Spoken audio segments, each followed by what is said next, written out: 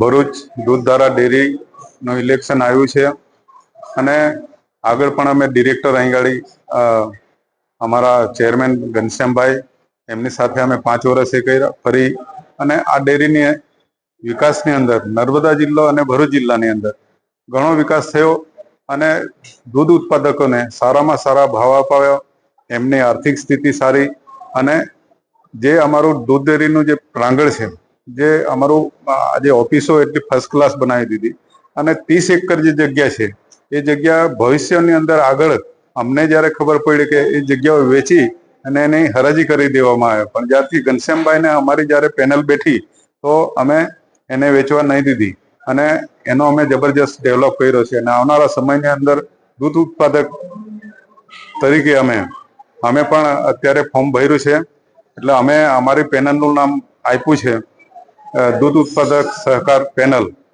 એના મારફતે અમે 3 જણાએ આજે ફોર્મ ભર્યા છે, માન્ય દીપકભાઈ પાદરિયા અને મહેન્દ્રસિંહ દેસાઈ અને હું પોતે મહેશભાઈ છોટુભાઈ વસાવા.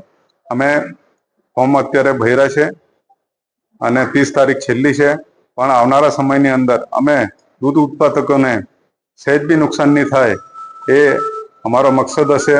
બીજી વસ્તુ છે કે જે સામેની પેનલ છે, સામેની એટલે અરુણસિંહ રાણા, અમે ઘનશ્યામભાઈ સાથે આટલા વર્ષો વિતાવ્યા છે, છતાં કદાચ પાર્ટી આ કોઈ પાર્ટીનું ઇલેક્શન નથી, ભાજપ કોંગ્રેસ બીટીપી એનું ઇલેક્શન નથી, આ સહકારી ખેડૂતોનું અને મજદૂરનું જે ખેત મજૂરો છે એનું ઇલેક્શન છે.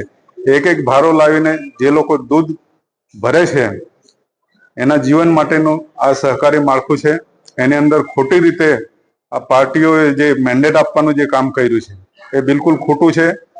અમે બધા ભારતના નાગરિક છે, દૂધ ભરનારો પણ નાગરિક છે અને દૂધ ઉત્પાદક કરનાર પણ નાગરિક છે ભારતનો, એટલે અમે એમનો વિકાસ કરવા માટે અમે માંગીએ છીએ.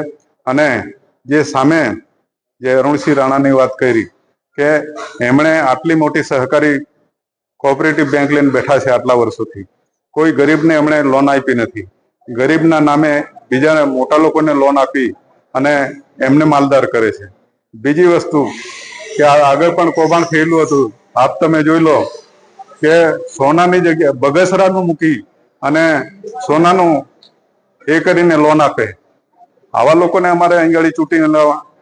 આવનારા સમયમાં એવા લોકો આવે તો આ ડેરીનું કચ્ચર ઘાણ કાઢ નાખે, હજારો દૂધ ઉત્પાદકો બેકાર થઈ જાય, એટલે એવા લોકોને કોઈ ચૂંટીને નહીં લાવવાનું.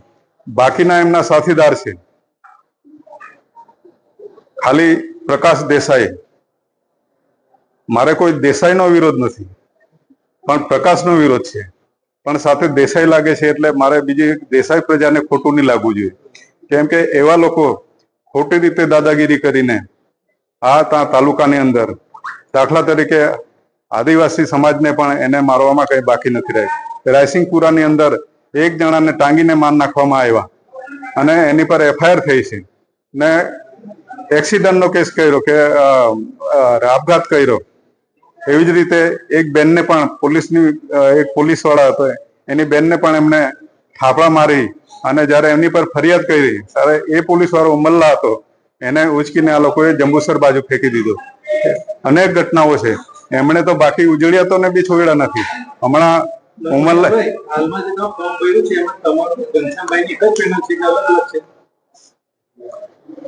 પેનલ અમારી અમે તો મેન્ડેટ વગરનું કામ છે, મેન્ડેટ એ પાર્ટી આપે એમને જાણે, અમે તો ભાજપમાં છે નથી, અમે તો અમારી રીતે ભર્યું છે ને અમારું પેનલનું નામ આપ્યું છે અમે દૂધ ઉત્પાદક સહકારી પેનલ.